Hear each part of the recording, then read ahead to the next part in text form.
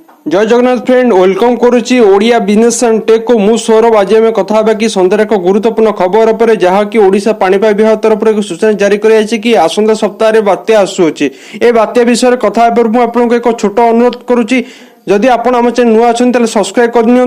आउ एक भिडियो भल लगे लाइक करूँ सांग पाखे सेयार करने भूलु ना जदि किसी डाउट अच्छी कमेंट करने भूलु ना जहाँकि खबर एवं आसी पहुंची मे द्वितीय सप्ताह बात्या आसूची यही बात्यार नाम रही अम्फान जहाँकि भूमध्य सागर भारत महासागर दक्षिण अंडमान सागर निकट में सृष्टि होता घूर्णिबल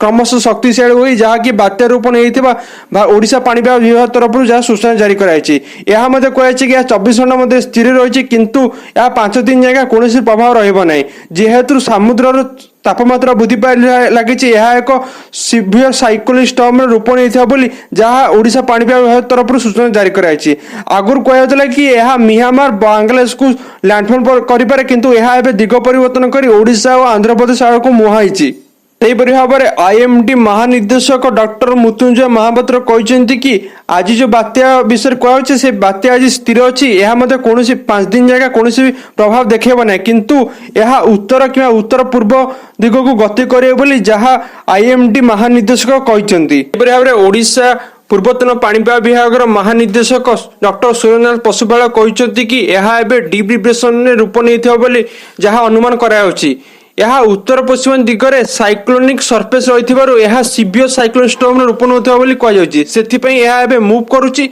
9 तारिख बेलू यह गति कर श्रीलंका बा चेन्नई पूर्व दिग आड़ को रही पारे यह 13 तारिख बेलू साइक्लोन रूप नहीं जहाँ